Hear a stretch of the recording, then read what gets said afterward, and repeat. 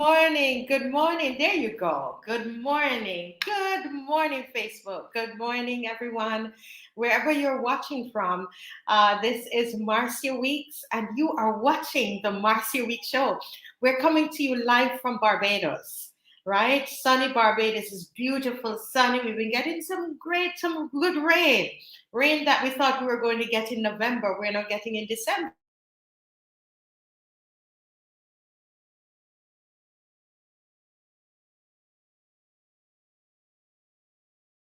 What's happening? Okay, I'm back on. It keeps did something funny there, but we are back on. We're back on. This is Marcia Weeks, and you are watching the Marcia Week Show coming to you live from Barbados.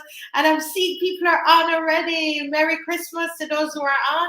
I'm hoping that you're making up your mind. You're going to have a really, really, really great Christmas. We've been dealing with a lot this year. 2020, 2021, and just a whole lot of things been happening in our families and in the region, and we just want to have a Merry Christmas, Happy Christmas, enjoy your family. Just decide that you're going to have a good time. Keep eating well. Make sure you work, the body, the immune system, you're doing what you need to do. Not too much sugar now. Not too much black cake, not too much of anything, right? We're just gonna have fun. Get your lights on. Yes, Merry Christmas, Tyrone. Merry Christmas, Tyrone. Listen, Tyrone, let me tell you, I have my lights up. I was outside after 11 last night doing lights because I am determined that I am going to have a wonderful Christmas. I'm going to let the light of God shine, not just from my light, but from my house. So you're going to see my house a mile away, a mile away, right? Who else is on? Hello, Violet Beckles. I know who that is. Good morning, good morning. But and guess what? We want to just talk a little bit about what's happening in the Caribbean. I just want to remind us that this Christmas, as we are having a good time with our family, and my hope is that we do not forget what is happening in the region. We have a doctor. There's a dear doctor. From St. Lucia, who's been suspended for use of ivermectin to treat COVID. And Dr. Rose, a wonderful woman, who decided that she took an oath and she was going to take care of her patients. And what has happened is that they have decided that they're going to suspend her license for doing something that the doctors are doing freely in Jamaica. The doctors do it freely in Trinidad. Yes, in Trinidad, they have now stopped the importation of ivermectin. However, the doctors who have it are still able to prescribe it. It's being prescribed all over Jamaica. So it's very odd that St. Lucia would do something like this. This is what is being used in India. It's not poisonous. This drug has been around for over 50 years, and it's been used safely. Their patients, the doctors have said, who have used this drug almost every day of their lives, some of them for over 30 years. Nobody has died. It's not a poison. So these are things that as we go about this Christmas, enjoying our Christmas, that we need to always remember. Let's remember these people. Also, we know what's happening in St. Vincent and the Grenadines, and that's another article I'm trying to get up here on the screen, which is not happening at the moment. But right, I think this is the article here where the teachers, they went on strike yesterday. The teachers went on strike yesterday. I'm not the computer isn't cooperating, but we know of what's happening in St. Vincent and the Grenadines, where there are so many of those teachers who would not be able to take care of their families during this Christmas. So while we're having a Merry Christmas, I tell you, every day I pray for the teachers in St. Vincent and the Grenadines, because I could just imagine teachers with mortgages and who have children and car payments and etc. and to be treated in such inhumane ways. And so I want to remember the teachers of St. Vincent and the Grenadines this morning as we, get ready to celebrate Christmas. Now, I want those of you who are on. Hi, hey, welcome, Lorraine. Lorraine, welcome. Please share. Please share, everybody. Come on, let's share. What we're going to talk about today is so important. I am going to tell you guys, get your notebooks. I have mine. I tell you, every show I have a notebook and I have my pen and I'm writing because guess what? There are lots of things that I need to understand.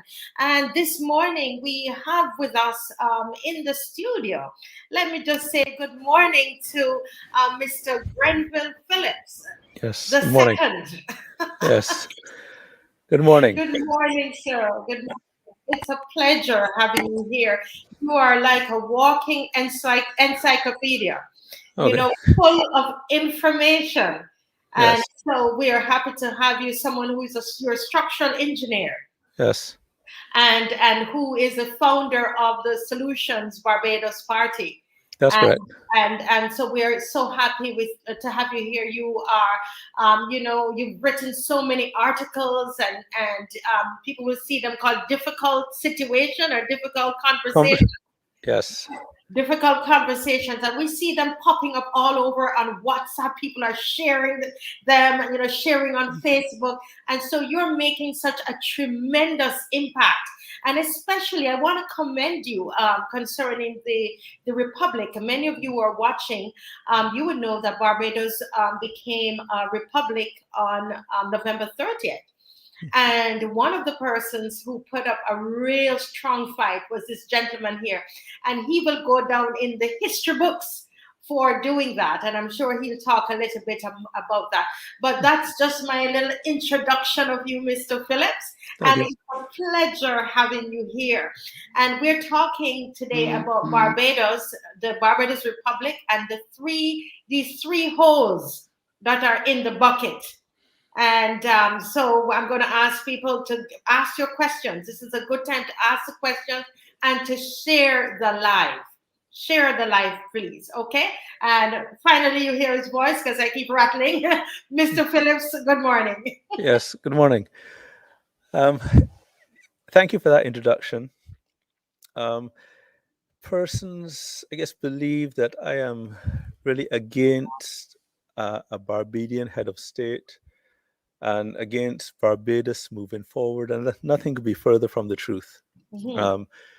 I want what is best for Barbados and what Barbados wants. Mm. We are a democracy, and therefore the people decide what they want. They elect representatives, and the representatives are supposed to do what the people want. And sometimes the people don't know what they want, and therefore the representatives, even before they're representatives, they want to be representatives. They explain what they plan to do in a manifesto. Mhm. So every 5 years, Barbadians get to choose the party they want to lead them for the next 5 years. And that party will say, this is what I plan to do. This is where I plan to take you for the next 5 years. Mhm. Now, there may be other things that come along, but these are the major things that we plan to do. If something comes along like COVID, then we will change to suit. But generally, for the foreseeable future, in the next 5 years, these are the things that we plan to do. This is where we plan to take you, Barbados, as a country. This is where we plan to steer the ship of state. It was a surprise, I think, to every Barbadian when, at the start of 2020, our Governor General said that we plan to become a republic by our 55th year. That's a surprise because it wasn't in the manifesto. Mhm. Nevertheless, if they want to do that, fine, there's a way to do it, and that is to get the consent of the people. Because when that came about, newspapers in England asked the Queen, well, what of this? And the Queen was very clear. this is a issue for the government and the people of Barbados. Not the government only, not the people only. Both have to come together and decide this is what we want. So if the people want it, but the government doesn't think that we should do it at this time, then it's not done. If the government wants it and the people say, no, I don't think we need to go this route at this time, then it's not done. But both the government and the people must want this. And that's the Queen's stance, our then head of state. We did not get a chance to give our consent. We should have, because back in 2005, our current Prime Minister, who was then Deputy Prime Minister, promised the people of Barbados in 2005 that if we're going republic, we will get the people's consent. Right. She promised that. And they then passed in 2005 the Referendum Act, and it was published in 2007 as the Referendum Act of Barbados, Chapter 11A. So it was ready, just needed to be proclaimed by the Governor General. But everything was in place. The act was there, it's published. All that needs to happen is whenever any government decided that we are going to become a republic, the Governor General proclaims the act and we have a referendum. And that's the way of getting the people's consent. Because if you decide to go, and if you decide to go as a republic, all hands need to be on deck. We vote the matter, the majority carries, and all hands are on deck. Whether you liked it or not, whether you voted for it or not, it doesn't matter. In a democracy, we acknowledge the majority carries, and therefore let us all, we don't stay down in the boat. We all get on deck. We all get on the deck of the ship and do what's necessary to keep Barbados moving forward. To do otherwise means that you're dividing Barbados into those who want it and into those who didn't want it, but never got a chance to say, I want it or I didn't want it. Something happened. Now, again, we all expected, certainly I did, that when the Governor General made the statement that we will become a republic, it was normal then to expect that the Governor General would soon after that proclaim the Referendum Act, proclaim it, so that we can then have the referendum and the people of Barbados can give their consent, because that's very important. It didn't happen. We waited, it didn't happen, and then the government passed constitutional amendments contained in the Constitution Amendment Number 2 Act of 2021. And those amendments appear to violate the Constitution of Barbados. Barbados' constitution allows Parliament to make changes to it. So the Constitution of Barbados has in a clause, Section 49, that states that Parliament may make changes and amend the Constitution. However, it appears to say that they cannot amend it to make Barbados a republic by themselves. Okay. And that's the genesis then of the court case, because once I read that, and the Constitution appeared clear to me that Section 49 did not allow them to make Barbados a republic by themselves. Parliament cannot do it alone. I then wrote about it in the difficult conversations, because I remember the Prime Minister saying we need to have, when she came in, we need to have difficult conversations in this country. But Grenville, I'm listening to you, and I remember that there was a promise that was given to the Barbadian public, that there would have been a referendum. And as I'm listening to you, I'm saying, and I hope our Barbadian public will realize that a promise has been broken. We have had a leader who, and this is just one of the many promises, but we just need to make sure we take note of it, that a promise has been broken, and we were left behind. And as you said, they went ahead and did it on their own. So can you bring us up to date on the status of the court case? I mean, the Okay. Republic happened, that this is how many days now, 11 days ago. So what is the status of the court case? Yes. Well, before I jump into that, it's important that you know that the Prime Minister, yes, the promise was broken. Um, I am concerned. I'm very concerned. I mean, I love my Prime Minister. I've had meetings with her for the past 20 years as a professional engineer and at the level of political leader. And every interaction was wonderful. I appreciate what she wants. She at every meeting she wants what's best for Barbados, but I am concerned that she's very badly advised. She seems to only accept bad advice for some reason. I don't understand why. So when I noticed that the law was going to be broken in making Barbados a republic, I wrote about it. I wrote an open letter to the Prime Minister. I wrote an open letter to all the members of Parliament. I wrote to senators. And I expected then that when they started to debate this bill in Parliament, that they would focus in on Section 49 and make sure that they are not violating it. They didn't. But those were our politicians. But then we came to the Senate, and I said, all right, the Senate is where it's going to happen. And I cleared my calendar, and I waited now for these debates to take place, these serious debates of this sober second thought, where you really go into it now. And I wrote them. I wrote them so they know what I'm looking for. I'm looking for them to really discuss this thing. Is this legal or is it not legal? Discuss it, please. And there's supposed to be 3 readings of the bill. Mm-hmm.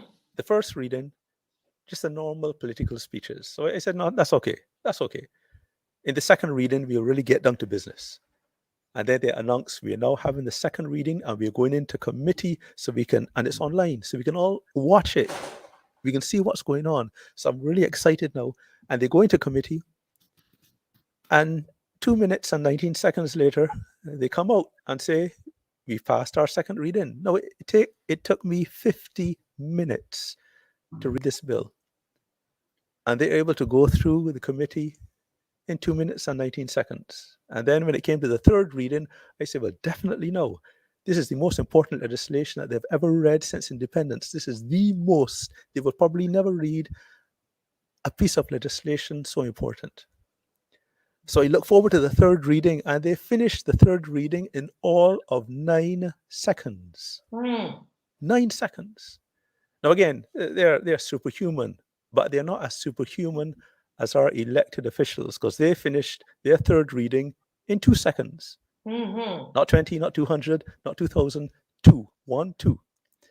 The most important bill that our elected representatives will ever read, they finished their reading of it, going through it carefully, line by line, in 2 seconds. It's a farce. So I'm very concerned. So now that when it was passed, then as soon as it was passed in the Senate, that's on the 6th of October, I filed a case in the court on the 7th of October. The next day, I did not waste time. And I did not broadcast it. I did not talk about it. I quietly filed it. I also filed a certificate of urgency saying that this is an emergency sort of situation. We're coming up against a hard deadline of the 30th of November. Can you please hear it urgently? The court agreed on the 12th of October. The court heard it and gave us strict deadlines so that we can get it done and it could be heard before. When I say heard, it could be determined before the 30th of November. I complied with all of my deadlines. I was given 2 weeks to do things. I did them in 1 week. The Attorney General did not comply with his. And after being late for 3 weeks, I then filed a a notice of injunction that we could not go ahead with the Republic until this case was heard. And he still did nothing. And then the press heard about it. This is now after a whole month. After a month of my filing, I was quiet about it. I did not do this for political reasons. I just wanted to know the truth. Right. Why? because I'm concerned about the truth. Um, I follow Jesus, who is the way, the truth, and the life. And therefore, if something is true, I want to know. If it is a lie, I want to have that corrected so that we are always on the side of truth. Because once you're on the side of truth, you're on the side of the Lord. Correct. Right. And Jesus came to destroy the works of the devil, who he said was a liar from the beginning. There's no truth in him. He just speaks of his own resources, lies. And therefore, wherever there are lies or untruths, I have to confront them because I follow Jesus. We must destroy the works of the devil. We can't destroy the devil, but his works of lies. And therefore, where there appear to be lies or untruths or mistakes or error or whatever, it's the duty of those who are walking towards the light, who follow Jesus, to try to bring light in darkness. So after writing, and that didn't work, and after sending them letters and all those didn't work, I went to the court. And after a month, the press got wind of it, and it became public. And then the Attorney General filed his submission. Okay, yes, the Attorney General filed his submissions after a month. The court heard it. No, that was the first time, because I always wanted, that's all I wanted. Even when I appeared before the judge on the 12th, I said, all I want is to know from the Attorney General, how is this legal? Please explain it to me. That's all I want to know. And when he explains it, and if the argument is persuasive, I will ask that this matter be ended. Whatever court costs they are, I'll accept, and let's finish with it, because that's all I want. He didn't give that to me until very late. And when I finally got it, that was the first time I saw his arguments, the first time. And therefore, I realized I could respond to this very easy. These easy things to refute, very easy. So I wrote a submissions in response, and that contained now my arguments to refute the Attorney General's reasons or legal arguments to make Barbados a republic. The judge then, we agreed that it will be documents only, because the judge had explained he's too busy to deal with this. He wants to hand it over to another judge. And I said, Judge, I'm willing to have it determined on documents only, because he said he had to look for some time for us to stand up in court and argue for a whole day. I said, it's not necessary, Judge. We will simply provide you with our documents. You read them and you come up with your determination. Right. And he was surprised that I was willing to do that, it seemed. And the other side agreed, and that's what we agreed. We submit our documents, and he reads them, and he comes to a determination. So I was called in online, and the judge said, all right, he's ready to give his ruling, and he's going to read it out. And he read the ruling. He went through my initial submissions. And again, all I could do really is just provide what I thought, because I didn't have the benefit of knowing what the Attorney General was arguing. So I couldn't even argue against him. So I just gave my initial submissions. The judge went through my initial submissions. He went through the Attorney General's submissions, and then he gave his ruling.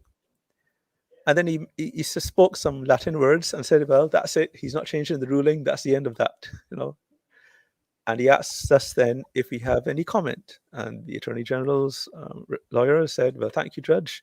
We agree with that ruling. And then I said, Judge, you went through my initial submissions very fairly. You explained what I had said, and you made your comments. And then you went through the Attorney General's submissions very fairly, accurately. You explained what the Attorney General's concerns were, and you gave your comments. And then you ruled, but you never went through my submissions in response that refuted every single one of the Attorney General's submissions. Every one of the arguments I refuted. And then he went looking, and he said, well, that submission, it's just a rehash of my initial one. I said, it's not. My initial one, I had no idea what the Attorney General arguments were. I had no idea. But again, he made his ruling. He can't change it, and that's the end of that. I personally don't believe that he really went through carefully my submissions, because he certainly didn't mention it. And therefore, however, the good thing is that he gave me an opportunity to appeal. That's it. He gave me an opportunity to appeal. I filed two appeals. One regarding Section 49, which is all I wanted. I just want the court's interpretation of Section 49. The judge, fortunately, did give. Now, you heard the nation and others say that this was dismissed. It was not dismissed. The judge stated he is not going to dismiss this case because it is too important. But why did the media report? Isn't that interesting that the media would report that it was dismissed? I don't know why they keep misleading the people, why they keep going on the wrong side. I mean, Jesus said that he's here to destroy the works of the devil. I don't know why they keep, this is the second time now that they've lied or told mistruths or whatever, how it be economical with the truth, however you want to say, with regard to my cases. Second time it happened. So the judge made it very clear. He wrote, because he wrote it, you can actually go and download it and read it. He wrote it, it's in black and white. I'm not going to dismiss this case. And yet, on the front page, the nation and others, case dismissed. Well, you know, I'm glad that you can come on the Marcy Week show and actually tell the people what happened. And that this is the thing, because even the media, even in this whole thing, it's always seeming that the media is choosing to report on one side of the issue, or they seem to be taking a side. So I'm glad, because I thought that it was you know, I didn't know. I mean, unless you said it, I believe what the newspaper said. You know, and I wrote them. I asked them to please correct the record.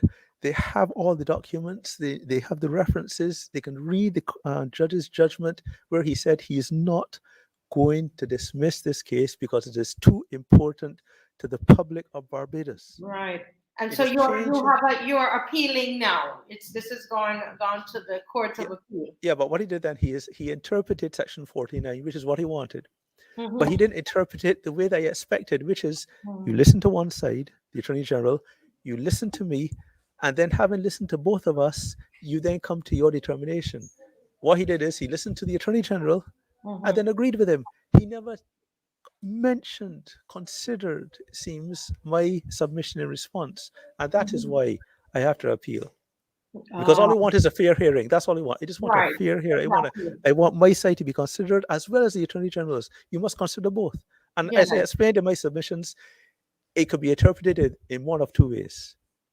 It can be interpreted in one of two ways, and depending on how it's interpreted, it will be fatal to either my case or the Attorney General's. It'll be fatal to it. And therefore, it's important then that it's interpreted weighing both sides. But I don't think it was. It's only one side. And therefore, I have no choice but to appeal. Now, it's interesting because I act that people told me you have to get a lawyer to appeal. And I asked, please, any lawyers in Barbados come and help me. None did. I publicly wrote on my Facebook page, please help me. Of the over 900 lawyers in Barbados, couldn't find one. I went through the phone book. I called as many as I could. I said, can you please give me some help? None. Not a single one. So Mr. Oh my goodness. So you are saying to me that that you could not find a lawyer to represent your position? Not one. Isn't that interesting, guys? I want to hear some comments from those who are on. The media was chose to be against you know the positioning. Isn't that, as someone says, Lorraine is saying here, that the media is very careless, and that's what has been happening. Very careless in how they're reporting, should be held accountable. So the media, you could not get the media to report truthfully about the matter, and then you could not find a lawyer to represent you. I mean, you're not a criminal. You're not. You haven't killed. You didn't kill a whole parish of people. You know. I am amazed at that. I mean, what is Lorraine? Lorraine saying the people are fearful and looking out for themselves and their families, which actually is going to lead into what you're talking about this morning. Because I am curious about. I'm surprised if you are going to pay the lawyers And what's the challenge? What I don't understand. I see them represent hardened criminals. Why wouldn't a lawyer in Barbados? Isn't that interesting? Well, let me clarify the thing on the press, though. The press, in their quest for getting the story out, may make mistakes. Mm-hmm. So I'm not coming down on the press for that. Yes, you make mistakes, but if I then tell you that that's a mistake and ask you to correct it and they refuse, Mm-hmm. that is when I'm just a little ticked off at them. Not that Yeah, they made a mistake, because everyone makes mistakes. No one is perfect. Only God is correct. perfect. But for them after making the mistake, and it could be, inadvertent. I don't Mm-hmm. think it was intentional. They just probably never read the judgment yet. So I'm not concerned about that. I'm concerned about after the judgment was released, Mm-hmm. they could read it in black and white. It was not dismissed, and that they are still informing or misinforming the public of Barbados that it was. And then I Yes. have to now go against to say, no, the press got it right. And then the people are wondering, well, you have the press. I have this fellow. I think I'll believe the press. uh, Wickedness, as far as I'm concerned. Yes, it is Nevertheless, yeah. So wickedness. right, so I can't find the lawyers, and I understand why, because many of them did tell me they have no appeals experience. Mm-hmm. Um, my case was number 867 for 2021. Of the cases in the High Court, mine was number 867. Therefore, there were 866 cases um, filed before mine. That's many in a year. Remember, we got almost 1,000 lawyers in Barbados. They're busy. When I filed my appeal documents, I was number, because I have two appeals now. Mm-hmm. And we filed already. I was number 13. Sorry, yeah, 13 and 14. Not many people appeal. So very few people appeal, and therefore very few lawyers, I assume, have, as I explained to me, I have no, even though they've been lawyers for a while, I have no appeal court experience, Right. and therefore I am learning the rules and doing it, learning as I go along. So that's where it is right now. It's in the appeal. It's been filed. The Attorney General has been served, and I suppose next year the appeal judges will hear the case and decide what they want to do. But that's where it is now. That's the only iron in the fire. That is there right now. But I want to commend you and thank you on behalf of Barbados, sir, Mr. Phillips, Grenville Phillips, for stepping up and for speaking out and standing up for the people. This show is called We the People. That's a show that we do on a Saturday, and so I just want to thank you on behalf of the people in Barbados. When I try to explain, Mr. Phillips, to people outside of Barbados, the fact that we do not have, an opposition. Yes, we have the government gave us an opposition, one person. And when I try to explain that, I find myself having to repeat it about 3 or 4 times so people to understand. They don't seem to get it. And so for you to stand up and to do something like this, I think you should be commended for it, because you're standing up on behalf of the people wherever it happen, wherever it lies. I mean, people could make the most joke they want to do, or as a media who put on it, the case was dismissed, trying to make fun of what you're doing. We say you're a hero. We Yes. thank you for what you have done. All right. Well, I thank you for that. However, no commendations really are necessary, mainly because I have pledged allegiance to Mhm. Barbados from a child. Yes. Because when that pledge came out, I pledged allegiance to Barbados and to the flag, to uphold, defend their honor, by my living, to do credit to my nation wherever I go. I said that as a child. Mm-hmm. And not understanding the words that much. And I began to understand them a little bit as a teenager. But as an adult, I took them seriously. And therefore, if I do things on behalf of this country, not expecting any thanks in return, it's just that that's what citizens do. Yes. And therefore, uh, we became independent in 1966. And therefore, we're fully in control of our own affairs. Yes. Any vestiges of colonialism, we were able to get rid of, and we did. Whatever we didn't like, and we said that's a colonial thing, and we got rid of it. We changed the law, and we got rid of them. Any customs or practices, we got rid of. We changed all the roads that we didn't like, and we did all of that. We had the authority to change any road. People are now saying, well, now that we're a republic, we can now change the Queen Mary Road. We could have done that ever since. Nothing was preventing us. So all that's public relations. Yes. From the time we became independent, we had control of our ship. There were no laws that England could pass that could affect us. Our constitution was supreme, and it stated in section 1 of our constitution that if there are any other laws that conflict with this constitution, that law is void. Our constitution stands. In Barbados, our constitution is the supreme law of the land. It has stood for the past 55 years. It's been tested through the courts. We have confidence in it. And now, for some crazy reason, we want to now destroy it and make a new one. Whenever you make something new, believe me, a lot of problems. Why would you even think of that lunacy? Why would you even think this is a constitution that was debated in our house and passed? Unfortunately, the Barbados Labour Party and the Barbados National Party decided not to engage in that debate process. The Barbados National Party was the Motleys, and the Barbados Labour Party, that was Bernard St. John and those. But Arabaro debated it, and it became our constitution. Yes. It's Barbados's constitution. It belongs to us. Yes. And we have had it since 1966, the Constitution of Barbados. I don't know if it's because of those issues when they did not want to have us becoming independent. I don't know if it's all those issues where they were upset with Arabaro because, for whatever reason, that they're now deciding they're destroying everything. Everything.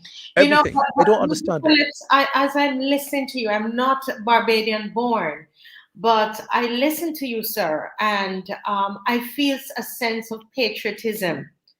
Honestly, I'm talking to you and hearing. I remember reading a book. It was just a paperback book on Errol Barrow, which is why I did a film on it. And that's really reading Errol Barrow. I started to really feel like a Barbadian, and listening to you and talking about how, as an adult you started to take the pledge seriously and the anthem seriously, and I'm hoping that Barbadians who are listening would realize that when you when you see something going on in our country, and I'm saying our because I am Barbadian as well. When you see something going on in our country, it's important to speak up. It is important, and speaking up is not. You don't let anybody say you're trying to cause trouble. Mr. Phillips, somebody seeing you, with it, putting forward this injunction, will say, "Why is he causing trouble?" And no, you listen to you. You hear the love for country that is coming through, and that's what this show is about. We, the people of Barbados, and what and I want to encourage people to use your voice to say what it is that you have to say, because we don't really have a strong opposition. And that's why I know you say no commendation, but I'm really, really thankful for what you have done, because it just gives me that glimmer of hope that people are loving this beautiful country and are willing to sacrifice for it.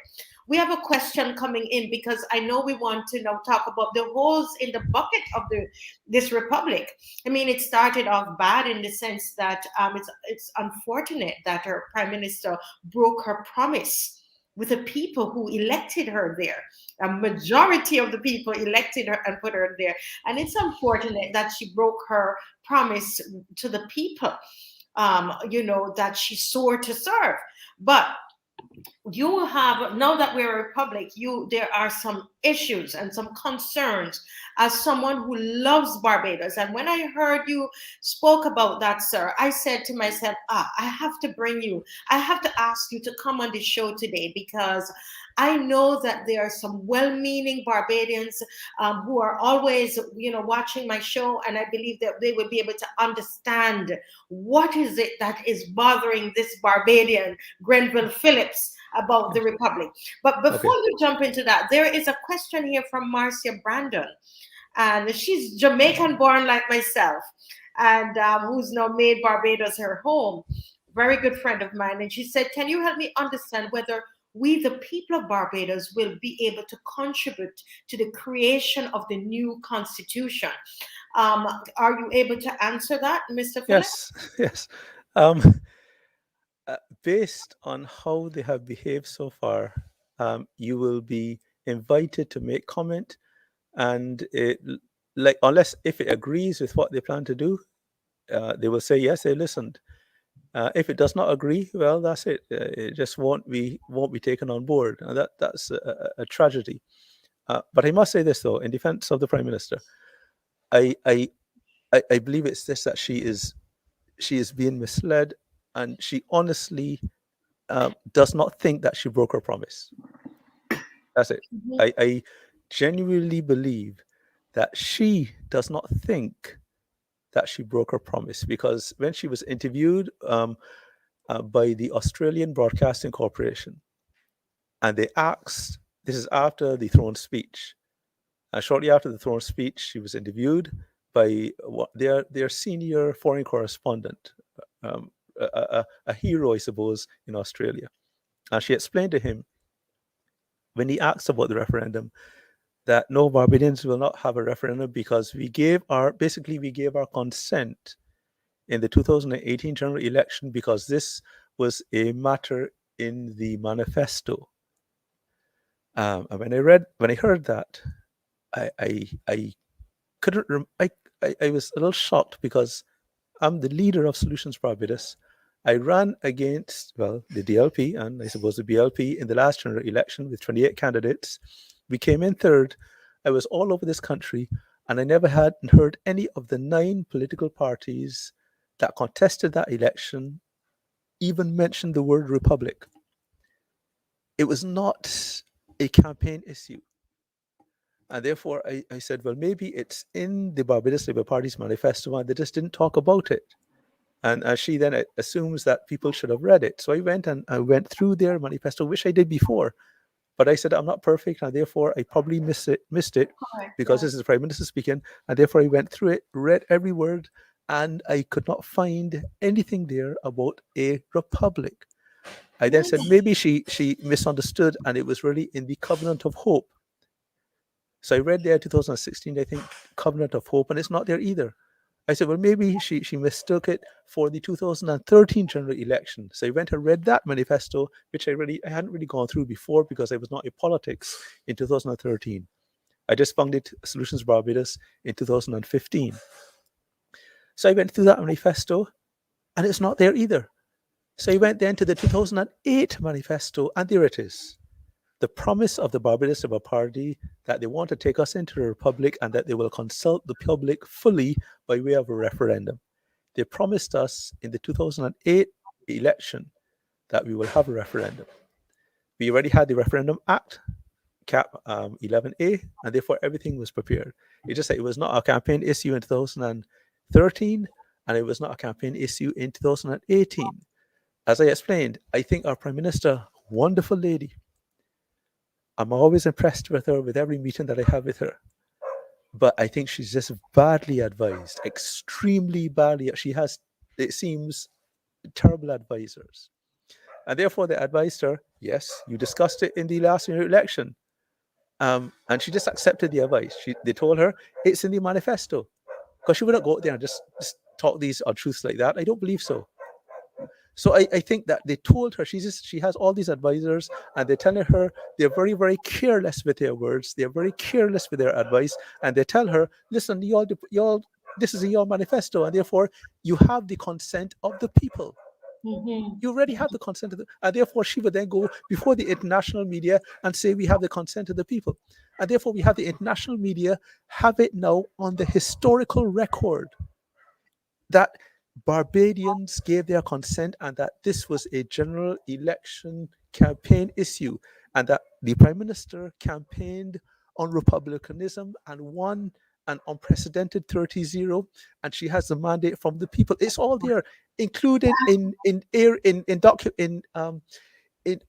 news or media houses that you normally cite, including the National Geographic.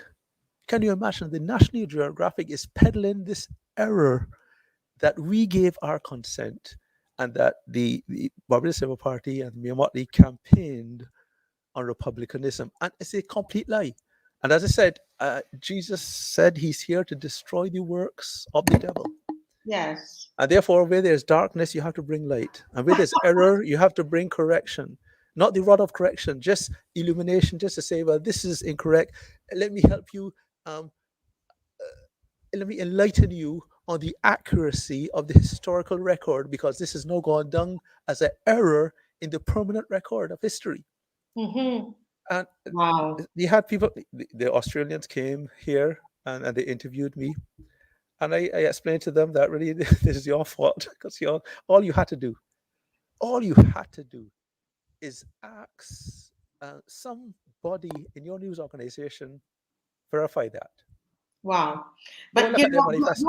you're being, it's either sarcasm or you're being very gracious, because No, and you've as been I honest. listen to you and I've read your difficult conversations, and you know, I heard people, you know, talking about the manifesto and that it's not true and so on. You know, that leaves a very bad taste in my mouth, actually. And you know, probably, you know, I shouldn't say that, but that's just me and how I feel about it. Ron Maycock is saying, Marcia Weeks, go mind Jamaica.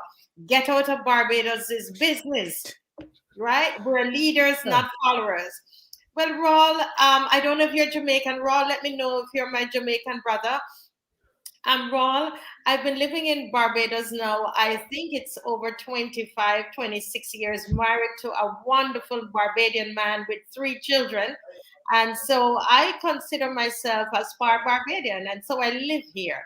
And it's because Jamaicans are leaders and not followers why I would be on my show today talking about Barbados. And I really feel a sense of patriotism, not just to Jamaica, but also to Barbados. Okay, Rob? So let me know if you're my Jamaican brother. Still love Jamaica, but I'm here also repping Barbados all the way. Yes, right. So, Mr. Phillips, can you talk to us now about this? Because this is like the preamble, but it's so Yes. interesting that, and I said that history, you're going to go down in history for doing this. You know, as a patriot, as a brave Barbadian, and no lawyer standing with you, the media, you know, reporting falsehood, you know, lies. I'm calling it lies, and refraining from retracting the lies about this process. And you're still standing. You've put your own finances towards it, your own efforts towards it, your own time towards it, and I have to commend you. So talk to me now about the holes in the bucket. Yes. And Let's yeah, get to that. go ahead. Yeah. Before that, however, let me just commend you on how you reacted to Raw Makeup. I mean, that's a adult, professional, mature response. That is wisdom. That's wisdom personified. Just a good response. Not blasting him, not responding in kind. Just a wonderful. So bless you in the name of Thank you. Jesus, Yeshua, the Thank Messiah. you. Now, we don't recognize what we've actually done. When we became independent, the Queen said, fine, you want to become independent, that's okay. And I'm offering you one thing, and that is defense insurance. I'm offering you defense insurance because you are a small island. This is, I know you don't recognize it, Barbados. I know you don't recognize it because you've had me sheltering you and protecting you all this time. But this is really a might is right world. A might is right. The mighty defeat the weak. They push about the weak, and they try to get what they can with the weak, from the weak. And because that's the kind of world it is, I'm willing to protect you. I'm willing to give you defense insurance. You run the country any way you wish. You go and get involved in any whatever corruption you wish. You want to mismanage the country, I'm not going to get involved. You want to do all manner of foolishness, I'm not going to get involved. But just don't harm the people. And if anyone tries to harm you, I will make sure that we come quickly. So let me just, for the Yes. lay person listening. So you are saying that the UK, they offered us Not the UK. protection. Yes, but not the UK, because again, the Queen is the Queen, one, I'm sorry, the Queen. right, that commands the British military. Right. So they offer. So when you're talking about defense insurance, so you're talking about protection. Yes. From any aggressor nation, anybody correct. else who wants to. Okay, so Yes. that's the defense insurance that we're talking about here. Yes, that's it. So no, it doesn't matter whether China could do what they want, Venezuela could do what they want, Russia could do what they want, the US could do what they want. We are insured by one of the 5 permanent members of the United Nations Security Council. And the 5 permanent members of the UN Security Council have enough nuclear weapons individually to destroy many nations. And that then allows us Barbadians to speak and say whatever we want. We can tell China, or we could have, that we disagree with their treatment of the Uyghurs. We can tell China, listen, those are not your people. Those are our brothers and sisters in humanity. You are just their political leader, but they are part of the human family. You do not own them. You own no one. You are just there to manage the country. And therefore, you harm them, we have a duty to represent them and to ask God, the creator of all that is seen and unseen, the Almighty God, to send relief, dispatch his angels, and sort you out. Right? We can do that because we serve Almighty God and they are our brothers and sisters in humanity. And if you are harming our brothers and sisters in Christ, Christians, we can say we just don't disagree with you. We say, stop it in the name of Jesus. Stop it. Or you face whatever consequences that the Lord will heap upon you, but there is a judgment coming, China. Therefore, you are in so much trouble. You are heaping coals on your head. You do not understand who you are dealing with. You are dealing with the Almighty God. And I work for him.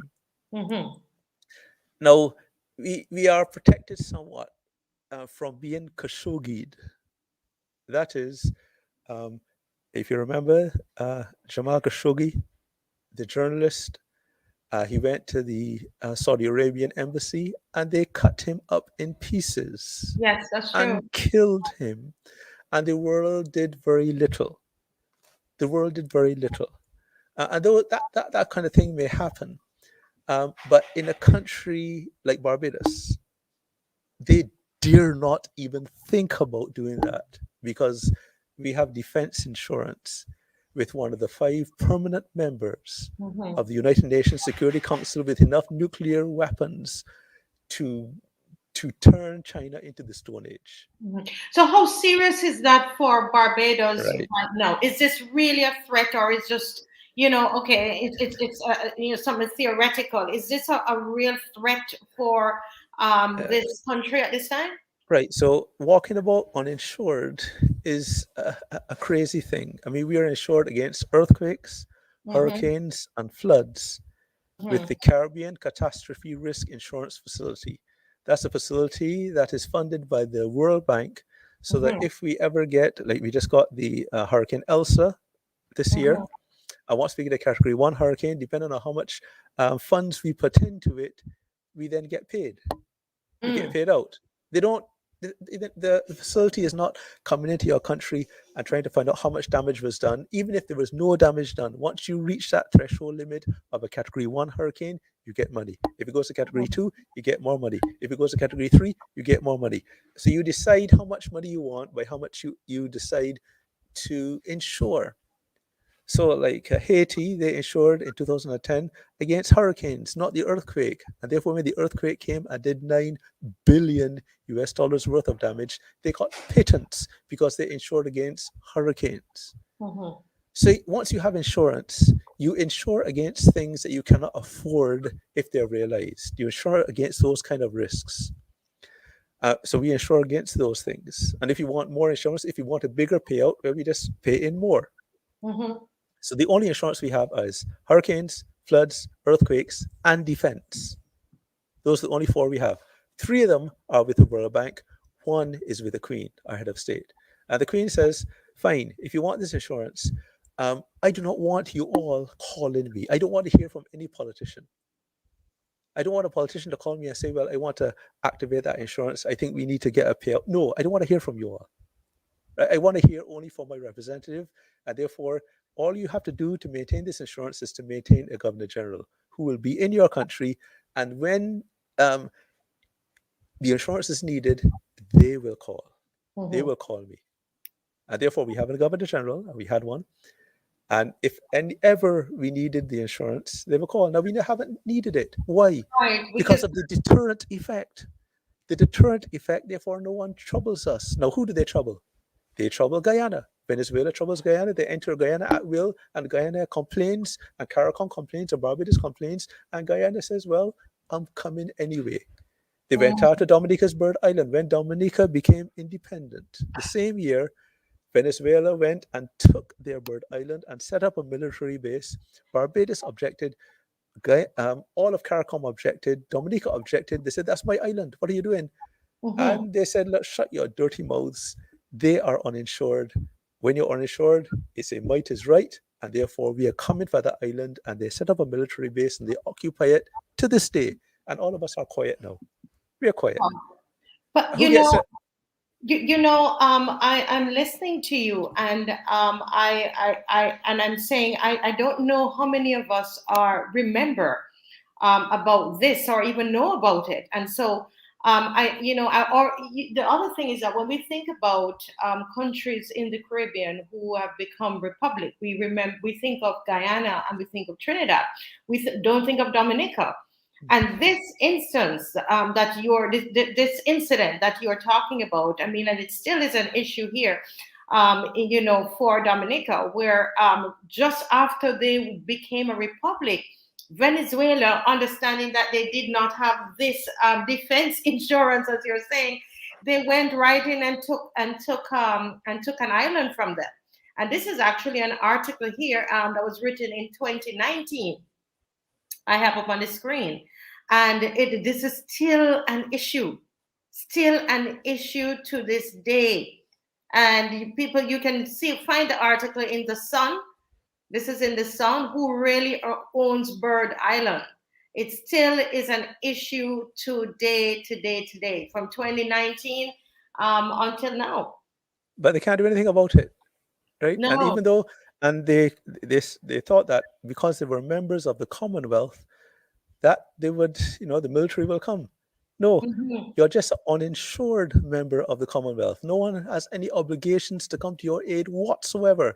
You're an uninsured member. You're insured with the Queen, not with the Commonwealth. And the Queen is the one that commands the armed forces of the UK, not the Commonwealth. Right. So we don't know what we've gave up. So those who understand what we've given up are like those on a bus or the Barbados bus. And we are driving now without car insurance, without bus insurance, without automobile insurance. Now, most of them on the bus are oblivious. They say, the bus is still running. The bus is still running. The wheels are turning. We can still go to the gas station and get gas. What Grenville talking about? Right? Not realizing you're now uninsured. But you don't care. You don't care. Right. Someone is asking a question here, which I want to hear from the people. This show is called We the People. And I want you to give your thoughts about what Mr. Phillips is saying. that we do not have defense insurance, and we are vulnerable basically to any aggressor nation because we're tiny little dot. But with with so much going on for Barbados, so we don't know, can an aggressor, a nation, kind of swoop down on us and decide to do whatever they want to do with us. What are your thoughts about that? And Marcia Brandon, again, my Jamaican friend. I wonder where's the brother that telling me to take the plane to go back, Mr. Rawl. I think Marcia will have to go back to. Marcia is contributing so much to Barbados, like myself. Okay, Marcia is asking, can the Republic Islands remain privately insured in the Commonwealth? That's what I would like to know that as well. Can the Republic Islands remain privately insured in the Commonwealth? So that's like Guyana, Trinidad, Dominica, no Barbados. Right. My understanding is when a country decides to give up their defense insurance, they make sure that they can defend their country. We have a defense force. Our defense force has one little role, and that is to hold on for maybe a day or two until the Royal Navy arrives. That's their role. Nothing else. Hold on, and we know that they will arrive because they're the only proven partner. When Argentina went and took the Falkland Islands, the Queen told the Royal Navy, go and get them back. Right? Whatever it costs, go and get them back. And the Royal Navy arrived there, I think, in a couple of days, and they lost a couple of ships. Almost 1,000 people died, maybe. The British people, British soldiers, sailors, a lot of them died, but they got it back. For what? For 2,000 people. Mm-hmm. For 2,000 people. That's why the Queen is simply saying, if you want my insurance and you want British sailors and army and air force and all these to die for you, I don't want the people of Barbados swearing any allegiance to me. You swear allegiance to Barbados. But your politicians, you cannot have me and Russia as your protectors. There has to be one. Because in the event that we have to go to war, you have to choose one. You have to choose a side. You have to decide. And therefore, we decide, well, if you were Britain, we were Britain. If you want no China, then go with China. If you want Russia, go with Russia. But that's not a smart thing to do. Because as I said, there are 5 nations that are in the United Nations. There are 9 nations, basically, on the earth that have nuclear weapons. Right? The 5 permanent members of the Security Council and 4 others. Mm-hmm. So you have the US, but the US is not a good partner. You can see what happened in Afghanistan. I wouldn't really go with them. Mm-hmm. They go with their own interest and depending on who's in charge. So that's not a good partner to have. Plus, the Congress could also always say, no, don't do it. Therefore, who are you going to insure with? Congress? No. The president? No. Mm-hmm. After he's gone, he's gone. Or she's gone, she's gone. Then there is China. Not a good partner. They're keeping their weapons for Taiwan and all those fellows. Then there is the UK, and they have proven to be a good partner. Then there's France, and you could debate whether they're a good partner or not based on how they've treated the African nations. And then there's Russia. But you can say, all right, maybe Russia, but look what Russia did. Russia had an agreement with Ukraine. When the USSR broke up, Ukraine had the 3rd most nuclear weapons on the planet, 5,000 nuclear weapons. And what they did is they had an agreement with Russia, a defense insurance with Russia, that Russia will defend them and not invade them. In exchange, Ukraine will then give up all their nuclear weapons and give them to Russia. And Russia said, thank you for these nuclear weapons, and then invaded Crimea. And they occupy Crimea today. And now they're occupying the border of Ukraine, getting ready to invade. So they are not a reliable partner. So outside of them, who else? Well, you have Israel, you have India, you have Pakistan, and North Korea. Israel, they have about 13 nuclear weapons, but they're keeping them for the Arab nations who want to deter them. So we can't expect them to go and help us. There's India, but they're keeping theirs for Pakistan.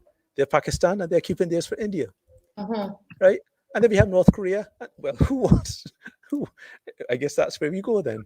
right? Mm-hmm. That's our plan. We haven't thought it through. We haven't decided who will we align ourselves with. We Mm-hmm. haven't. We decided that we want instead what every other nation has: United Nations insurance. That United Nations insurance is useless, as the 800,000 Rwandans will tell you. The Ah. Rwandans had in UN insurance. They had it. They had a UN peacekeeping force in Rwanda, and while they were being killed, 800,000 of them, the UN told the peacekeeping force, "Do not intervene. Do not intervene." So that insurance is useless. We haven't thought it through. So that's one of the holes in the bucket, and that's a major hole. But the other holes, the other So hole. Oh, before you go on here, Mr. Phillips, this is so educational, and someone was saying here, um, the people don't even know what it means to be a republic and what we have given up. And why wasn't this presented to the people? And I think listen to this. I'm like, wow. I mean, I'm all for a republic. With you, I'm always about cutting the strings from the colonial strings. I just would have hoped that some education would have gone on and that there would have been some referendum so that we, the people, would be able to, make a decision, and we feel really good that this is what we are doing. Like Nair saying, "Wow, I didn't understand this." I would have loved to understand it. And as you said, it's not necessarily that you wouldn't become a republic, but that you would put the necessary plans in place, that's it. and that Yes. we have not done. So Okay. we're currently uninsured in in that regard, and we should not be. Mm-hmm. And we should not be relying just on UN insurance. That's useless. Mm-hmm. The only other thing to do is try to get mercenaries. We don't want to go down that road. So Mm-hmm. we should have maybe negotiated with the Queen. That's what we should have done. That's the best option. If you want to go to Republic, at least negotiate with the Queen and say, how can we do this thing and maintain our insurance? At Mm-hmm. least something. But we just cancelled it. We are the lunatics of the world for But doing that. listen, Ryan Bushell is saying that your argument, it holds no water. He's saying that really, who's going to want an island with no mountain terrain and easy to overrun and no resources? His argument is losing me. Sorry. Yeah, so who wants Bird Island? That's something that gets washed away after every hurricane and it builds itself back. Who wants Bird Island? And that's the kind of argument that was made, which caused some people in Dominica to stand down, not realizing what did Venezuela want. They wanted the hydrocarbons. Mm. That's what's worth. So we have people, I suppose, like Mr. Bushell here, who thinks, well, who wants the sand on Bird Island that's washing away? What tourists will come there? It's not about that. It's Mm. about the hydrocarbon, the petroleum deposits. That's why they wanted it. And So that's actually, short-sightedness. That's very, very short-sighted. And mhm. also, what do these aggressive nations want? They want to bully you into voting for them at the United Nations and in other international fora. They want your vote. So they do various things, get you into debt, whatever it is, but they want your vote. So I think it's just being so. And again, I don't blame Ryan. I don't blame Ryan. It's just that we never had the conversation. We never had the difficult conversation. I wrote about it as much as I could, but nationally, there was no opportunity to discuss these matters. The nation would not carry any of my articles. I write 52 of them a year, 52 press releases. They don't carry a single one. They ignore them all. I can't get the media, the CBC. I can't get Starcom. I can't get any of them to carry um, anything that I say really. So that's it. So I'm just left with, well, thank you for this show. I have to go on Mhm. naked departure. I have to go, find someplace to go and get the message out, my Facebook page, and those Mhm. sort of things, because I'm Mhm. like shut out of the traditional media for whatever reason. And again, I'm not rude. I don't accuse anyone of doing anything. I'm not blasphemous. I'm not. Uh, they won't have to worry about any slander or anything like that.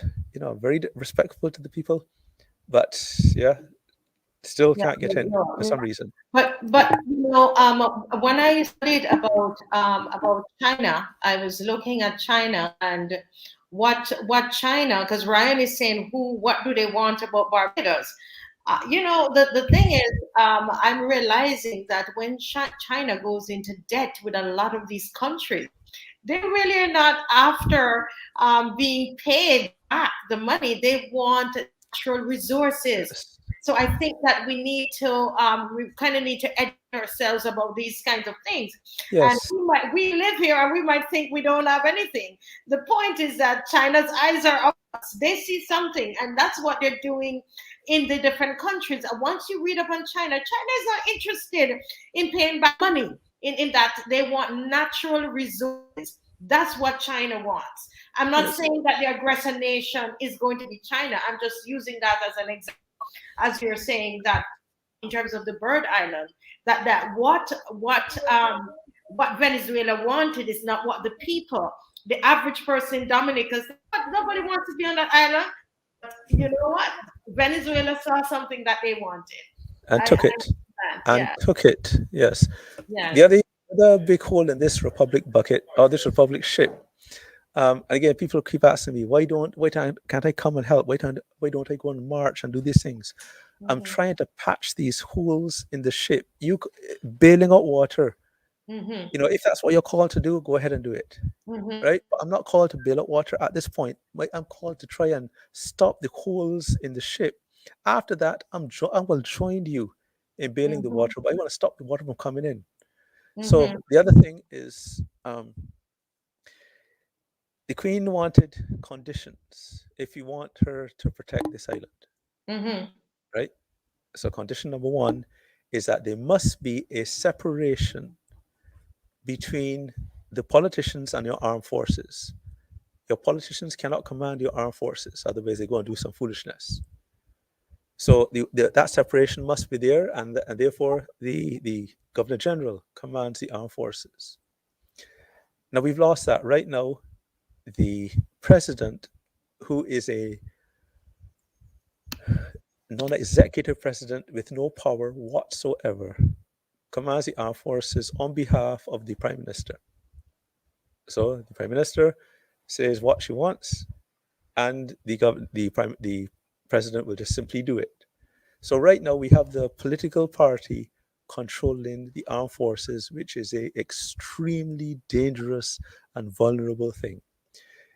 We So were let warned. me stop you there because I want to be able to understand. Before we were a republic, who was controlling the armed forces? Who did they answer?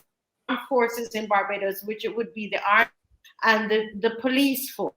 Who would they respond to before we? Yes, and the prison service. And the prison service. Okay, Yeah, because thank you. whoever holds guns, yeah, if Mm-hmm. you hold a gun in Barbados and you're not a criminal, Mm-hmm. that's basically it. Um, well, not the private security, but in terms of the government, we have those three, and they answer to the Queen, which is the Mm-hmm. Governor General, so Mm-hmm. that we could be safely assured. And the reason why this is so important, especially in a small country, the reason, and even in big countries, is important, but the reason why it's so critical for us Mm-hmm. is that we criticize our politicians at will. If you go on social media and see how people criticize them and say various things about the prime minister, but all they could do is seethe in anger. They can get very, very angry, but they cannot do anything. They cannot go and call, like in Chile, and go and call out the army and say, we'll go and kill them. Now, Mm-hmm. the United Nations recognize this threat. The United Nations recognize that in republics, when the political party is in control of the armed forces, they send them against their political enemies. Mm-hmm. And because of that, they have two conventions. One, the Convention Against Torture, and two, the Convention Against Kidnapping.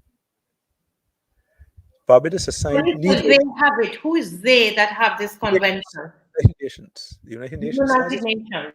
and then because they developed it, and they invite nations now to sign it. Mm-hmm. To sign it. Barbados has chosen not to sign either of these. Hmm. But we didn't need to. We Repeat didn't need that. to. I want you to repeat that because I Right. think that is going over a lot of people's heads. And Okay. because somebody just asked, why is it so dangerous that there is no separation, that the armed forces are now being controlled by the ruling political party? Yes. Why is that so dangerous? And Right. coupled with the fact that Barbados did not sign these treaties. Yes. It's dangerous. Now, again, we could speculate a lot, but we don't have to. We simply have to look at countries that went down this road before. And countries that went down this road, a lot of the African countries and the South American countries, they have harmed their political opponents. As soon as they are criticized, their advisors tell them, you don't have to take that. You're the prime minister, you're the presidente, you know, and go and kill them. And they do.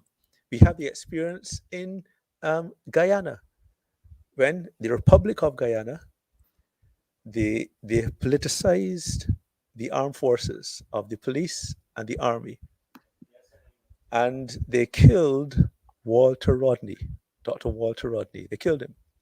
The army gave him a bomb disguised as a phone, and as he was driving in the car with his brother, they blew him up and killed him. There was, as you're showing it there, the Commission of Inquiry in 2016 by our own Sir Richard Cheltenham. He chaired it. And what he found, if you go to section 8.22, is he gave his conclusion that they can say with certainty. So you have to go all the way down, almost at the end of the document, to 8.22. And he states, let me try to. Yeah, go ahead, keep talking, and Okay, well, let me read it. Let me read it. 8.22. Okay. Yes, I'll read it anyway. He says, we have no hesitation in holding that, and a person's name is there, was responsible for Dr. Walter Rodney's death on the 13th of June, 1980, and that in so doing, he was acting as an agent of the state, having been aided and abetted to do so by individuals holding positions of leadership in state agencies and committed to carrying out the wishes of the PNC administration. That's what you're that's what saying he found. 8.22. 8.22. So that's what he found. 822. Right, so 6, 7, you go all the way to 822, and that's what they have found. That's 21, and then you go to 22. Right, that's it there. That's it. That's it. That's what Dr. Richard Cheltenham, a man who is very careful with his words. We have no hesitation in holding that Gregory Smith. Well, I won't want to call his name. Excuse me? But I don't want to call his name lest he do a defamation claim. I'm reading the report that's online. Right? According to this report. So let me preface it by saying that according to this report, it says 8.22 says we have no hesitation in holding that Gregory Smith was responsible for Dr. Walter Rodney's death, and that in so doing he was acting as an agent of the state, having been aided and abetted to do so by individuals holding positions of leadership in state agencies and committed to carrying out the wishes of the PNC administration. Now, can you, for those persons who don't know who Walter Rodney was, can you just give us a little idea of who he was? Right. He was an academic, a brilliant academic. He had his views, which I don't necessarily agree with. But that's the good thing about being an academic, in that we can discuss these views. I would love to have had discussions with Walter Rodney because he was alive while I was a teenager. And I remember when he died. And it's then in the 80s, I was getting familiar with the politics and how things were going along in Barbados. He went over to Africa and did some work over there, and then came to his country and was so concerned about all the corruption and the mismanagement that he decided he's going to start a political party, just like myself. And he would get involved in politics, and he started to attract a following. And the political party in power decided, nope, he has to die, and they killed him.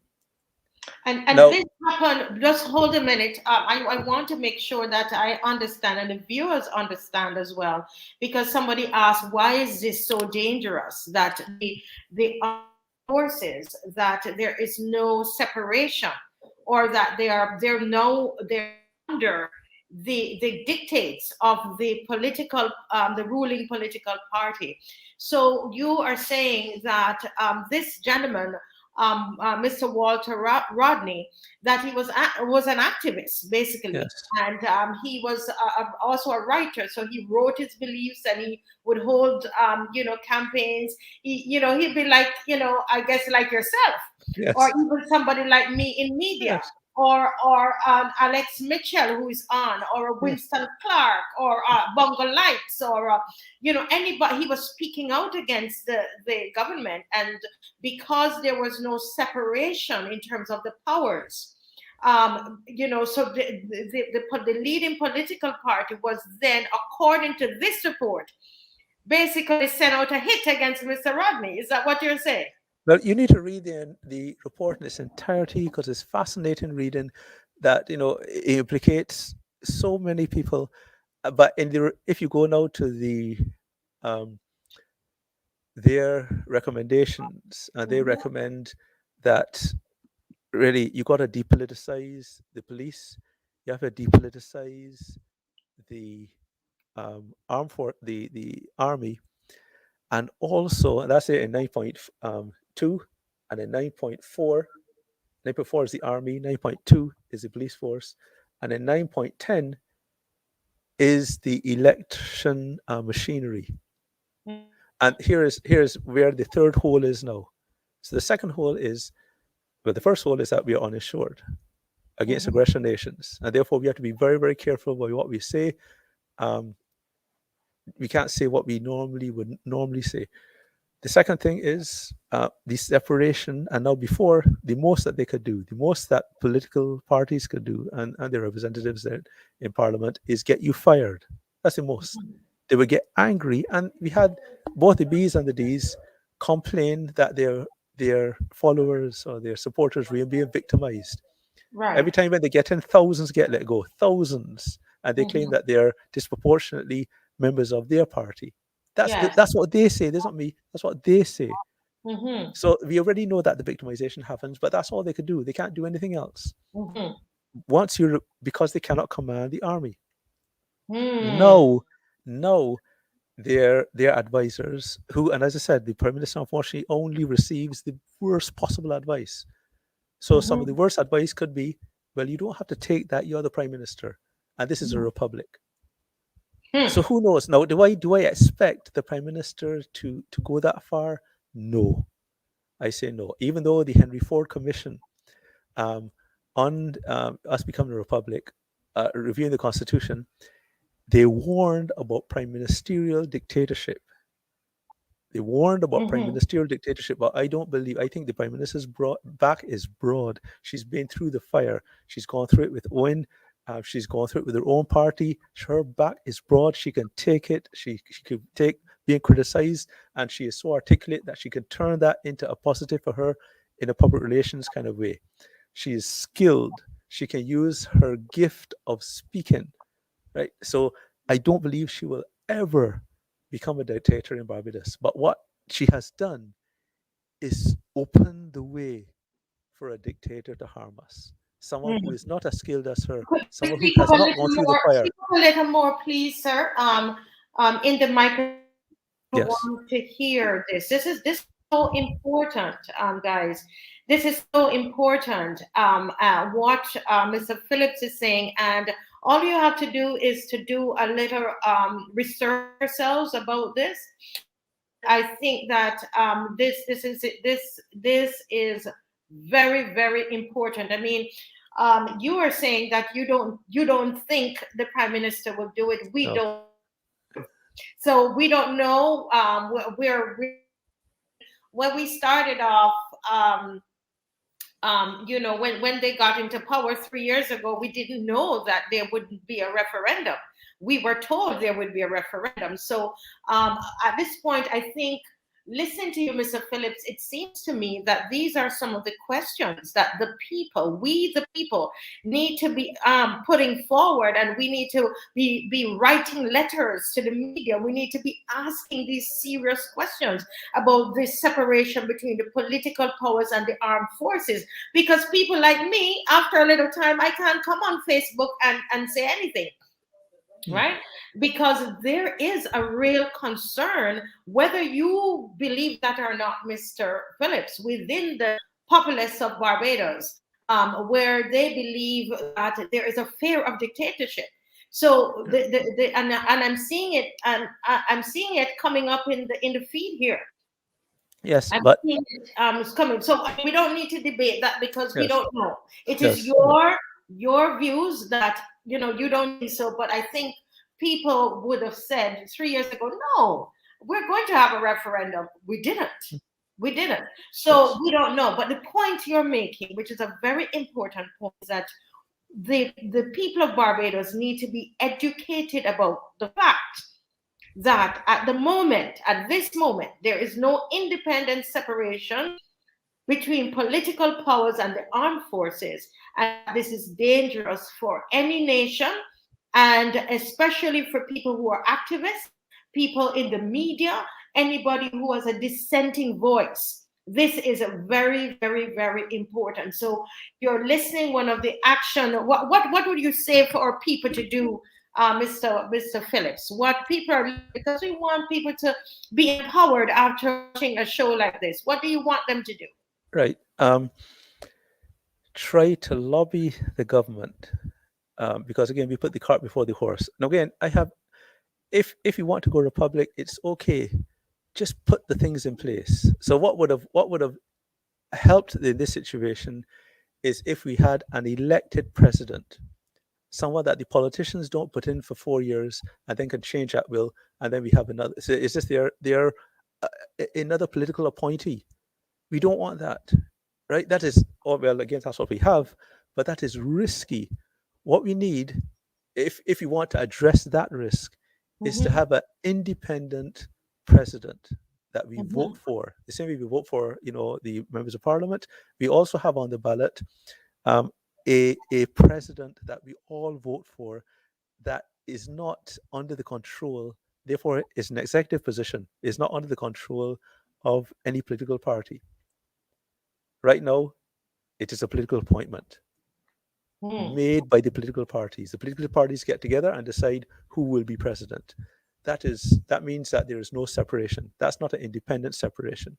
That's simply a middle person, and you tell the middle person this is what to do. So you instruct the middle person, and the middle person does it. Otherwise, you get out of the way, and you can instruct them directly. So that's very, very dangerous, and we can see from other countries how it's dangerous and why it's dangerous. And therefore, what people can do now, I suppose, is lobby the government for an elected president, elected by the people, nominated and elected by the people, and we need to sign these two United Nations conventions, one on torture, because we didn't need to do that before, because the army could not torture anyone. The army could not torture anyone. Now they swear an allegiance no longer to the Governor General or the Queen. Right? They don't swear allegiance to the Queen, and therefore they do what they want to do. So because of that, we need to have that signed, as well as the forced kidnapping. Those two are the two where Barbadians are most vulnerable. Now, we may think, well, we don't need that. We didn't need it when we were a constitutional monarchy. We do now. And again, these are things that we put in place now for what is foreseen. What I'm saying is, I don't believe that this administration will go into the realm of dictatorship, but I believe the next one will. We already had, if you could remember, a former acting prime minister who mentioned in the last administration, a former acting prime minister. He didn't say when he was acting, but he was in the leadership position of acting prime minister. But he did mention that he was concerned about all these marches that are going on, and that we need to crack some heads and shoot some people. That's what he said. Former Minister of Education explained that in the last administration. Now, imagine having that thinking with direct power. So I see people don't think that a dictatorship is foreseen. They are so short-sighted. They are so short-sighted. Um, they just don't. They're just not paying attention to any history. And again, we didn't need to, because those matters we were oblivious to, because we Correct. had a protector, we were insured, and therefore we don't think about those matters. It cannot harm us. Now that we are a republic, that's a different matter. So I'd Right. like to address now the third, before the time runs out, the Before third you go, goal. before you go there, I just Yeah. want to kind of summarize what you are saying, what you are people to do, because I want this show to empower people to act. And I do understand. Is it Mr. Worrell? I think I can't. Don't want to say the wrong person who said the wrong name. Who's saying that it will not be any dictatorship, etc. The point is, though, that is an example to us. And Guyana became a republic, and they had some challenges there with the separation of the powers of the political party and the armed forces. And so we can learn something from Guyana. And what Mr. What our guest is saying is that we need to lobby our government and ask them for an independent president. Okay, very important, an independent president, right? That is not under the control of any political party. And what he's suggesting, I think it's makes a lot of sense, and it's to protect us, the citizens. He's asking us to lobby them that they sign the United Nations Convention on torture and the one on forced kidnapping. This is important. I tell you, this matters to me. When I heard this, I said to myself, no, we need to be talking about this. We need to be talking about this, because it will mean that a show like We the People, if they believe it's offending the state, then they decide they're going to shut it down, or they're going to possibly hurt the people who are speaking against the government. Somebody said here, well, Walter Rodney, he was a threat, and so some reaction was expected. Okay, reaction expected, but not death, not killing. Right. What would you say about that to Mr. Corney? As I said, um, at this point, because maybe he's hearing these things for the first time, it takes a while to, even though I've been writing about it for over a year. Well, yeah, since a couple of years since the throne speech in 2020. So because maybe he's hearing about these from me for the first time, I expect there to be some pushback, and therefore I can't fault him. I can't fault him. But just think about it. That's all. Just think about it. And what you do at this time, when there's time of peace or relative peace, you put things in place for the foreseen harm. That's it. Correct. According to the scriptures, the wise man foresees harm and makes provision for it. While the what is it? The idiot just walks ahead. So we don't want to be idiots in this world. Not in Barbados. Mm-hmm. I think I said the fool sort of just walks right into the damage. We can foresee, based on what others have done, we can foresee. Why not just put these simple things in place? What harm is it in signing the convention? What harm? Will it harm Barbados? No. Is it any effort on our part? No. So why not do it?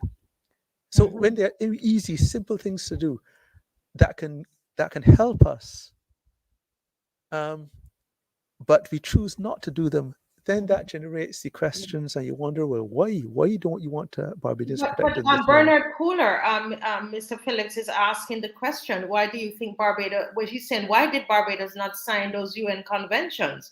What was the reasoning? I mean, I'm very Yeah. concerned about that. Yes, I'll explain. We Really? didn't need to, because as much as the former minister explained about cracking heads and shooting people, he had no authority to do so. He said we have to call out the military, right, the defense force, to go and crack heads and shoot people, but he had no authority to do so. all you could do is ask the Governor General, and the Governor General would say, "Stop being stupid." Right? Stop being stupid. Of So course he not. had no authority None because the armed forces were not under the under their command control. of the political party. That's They would correct. be under the command of the Queen, which is on here in Barbados. The representative is the Governor General. That's We correct. no longer have that, and that Yeah. those are facts, guys. And so, all Mr. Phillips is saying is that this is something that we need to think about, right? We need to think about these things because, as Lorraine is saying, there are red flags there, and we are being forewarned and must therefore be forearmed. So Yes. this is information that you know what, guys, take the time and research for yourself, okay? And once you have come to an understanding, lobby, Yes. and use your vote.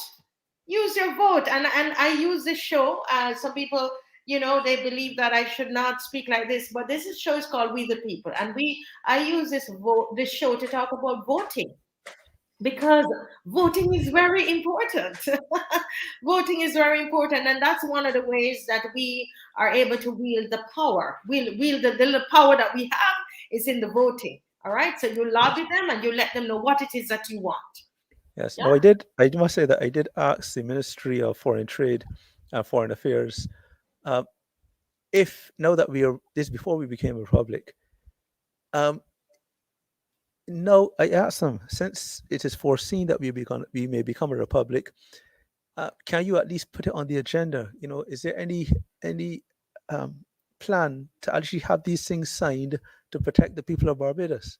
And they told me no, not on the agenda, and they don't see it going on the agenda.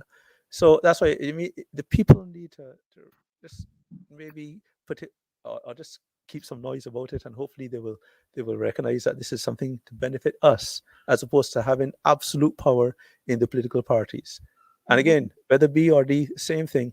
They just want power, and they're not going to give it up. It's like the ring. It's like the Lord of the Rings ring. You don't want to give it up. And therefore, at this time, when they're not too accustomed to that power of that ring, let's get these things in place to Mhm. protect Barbadians. So the third hole then, the three main holes, Mhm. the third one then is that we have lost the independence of, because I have to just go back then. The Queen, she says, fine, if you want this insurance, there are two conditions. Um, One, you must not have direct control over your armed forces to harm people, because we saw that went south in other countries. It just didn't work out. We know it doesn't work out. It's too attractive. This power is too attractive to you, and even though you may not do it, Mr. Barrow, someone else will. And therefore, because it's so attractive, we just can't have you with that power, Mhm. right? Because it doesn't work. We saw it doesn't work out in these other countries. Mhm. And you have to agree to that. If you agree, then yes, we will protect you. The second thing is, um, there must be independence in two areas at least. One is the Auditor General, because you may go ahead and you may go and do all the corruption that you want to do. I'm not going to get involved. You can mismanage the economy. I will not get involved. I will only get involved if someone is harming you. If someone is threatening you, I'll deter them. If they're trying to harm you, or if they're coming to invade, then your defense force will hold on until the Royal Navy arrives. Don't worry. So we are Mhm. we are trained.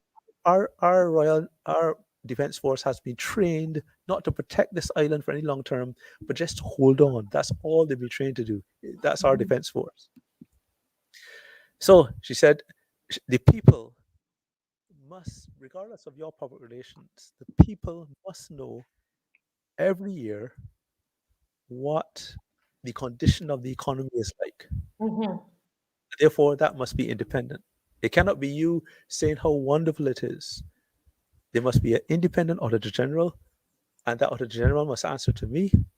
And all that Auditor General does, not to prosecute anyone, just Mhm. to inform the people. So he's not there to take anyone to court. That's what they're wondering about. Why not give him some more teeth? No. The Queen says no. All that has to happen is that the people must be aware that there are cookies missing from the cookie jar, Mhm. and the trail of crumbs leads to here.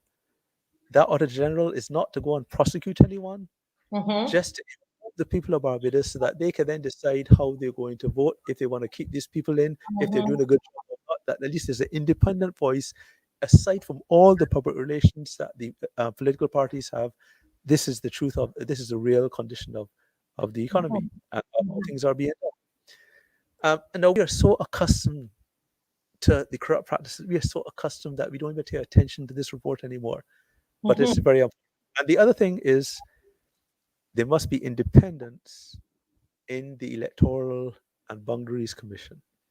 There must be independence. You cannot have the electoral condition be politicized. You cannot have it. So right now we will have then a politicized, is foreseen, Auditor General, and we can see what the Auditor General's reports look like in Barbados, where they talk about the missing cookies and the trail of crumbs, Right. and in the Republic of, say, Dominica, a very mild, a very polite report. Nothing, not coming down hard on anyone, just nice and mild, compared to ours, which is a hard-hitting document, because that's true independence there. That Right. is true independence. So, and again, I believe that we have a lot of confidence in our election system. I have, even when they ask me, Mr. Phillips, do you want to have election people there to count the votes when they come in? I said, I trust you all. I trust you all, right? Because you're under, I mean, you have to swear allegiance to the Queen. I trust you all. You're not going to go and do foolishness. I trust you. No, however, is a different matter. No, they can easily be politicized. They could just, no, I don't think that this Prime Minister will do it. I just, that's my own belief. That's just my belief.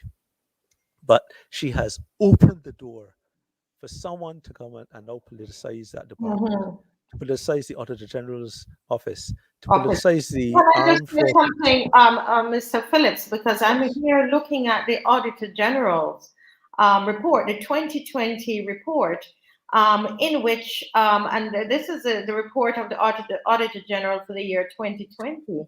And if when we were not a republic, a report like this that went out, that there were so many questions. The report said the Auditor General questioned some write-offs. There are still unanswered questions surrounding the failed Four Seasons Hotel project, with the Auditor General noting in his 2020 report that the treatment of the investment in Clearwater Company needs to be further explained.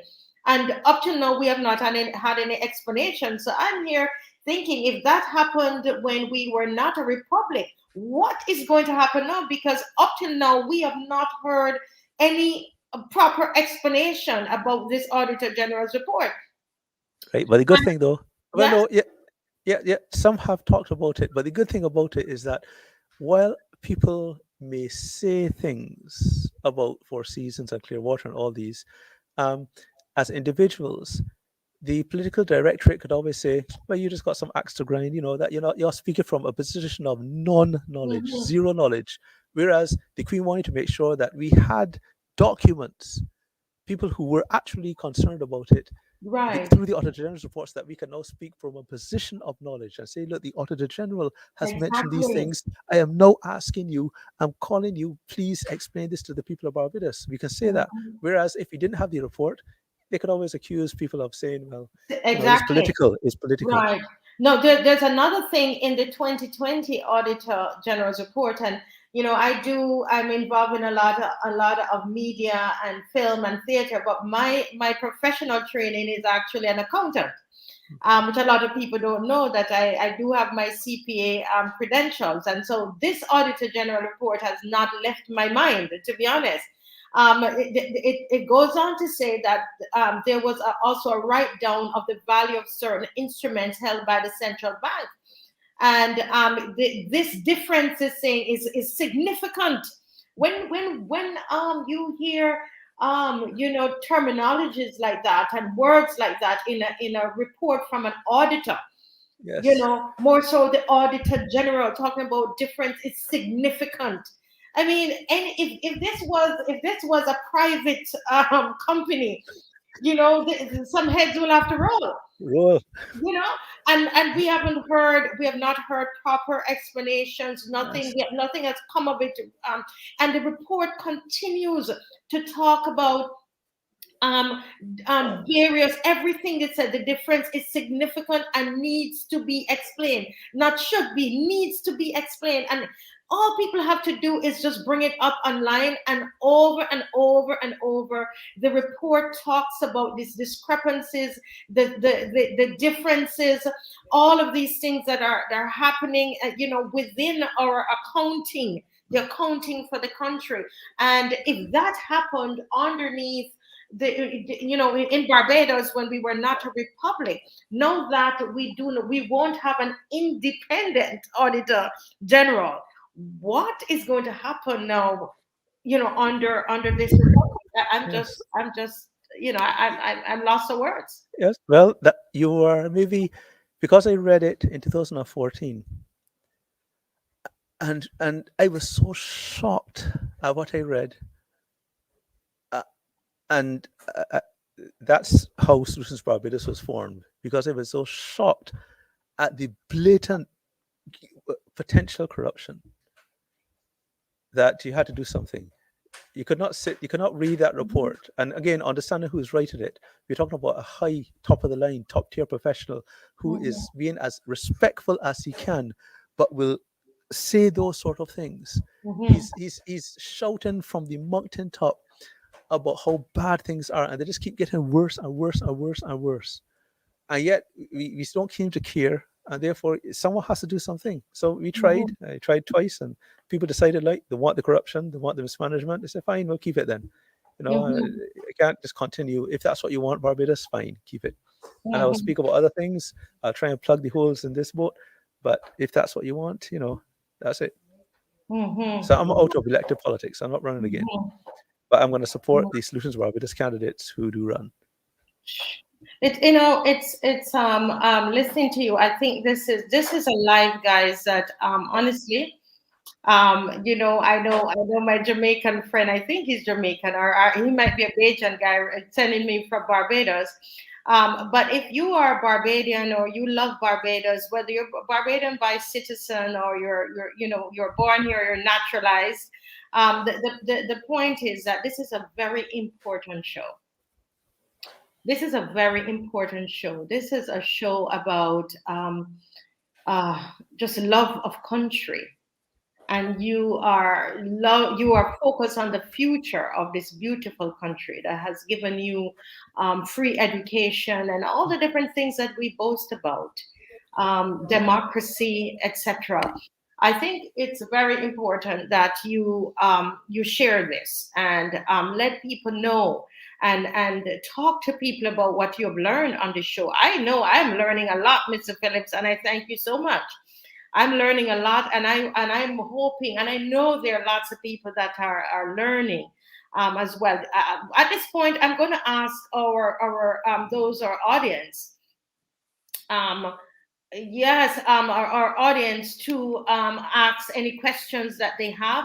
Marcia Brandon has said, more than ever, I see the urgent need for people to become politically educated. Yes, and this is what we were hoping, that we would have come out of the discussions about the republic in the referendum.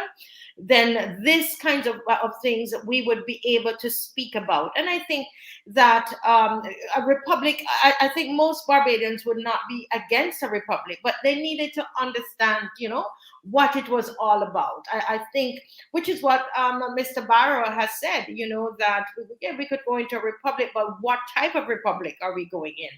Do we understand it? This is what our founding father said. And it's really, really a shame that this has happened. I saw Dave Weeks had a question, and I'm going to look for it because he was asking about, and if he could repost that. Okay, it says here, Dave Weeks is asking, what about aligning with the state of the African diaspora, where we could unite with African nations and forge new defense mechanisms there? And that is, he's addressing the first hole that you had mentioned in your in the discussion. Yes, that's not advisable at all because you want to align yourself.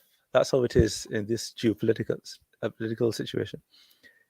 You align yourself with strong nations. Those are nations which have nuclear deterrence. There are 9 of them. You have to choose one of those 9. None of those 9 is in Africa. Zero.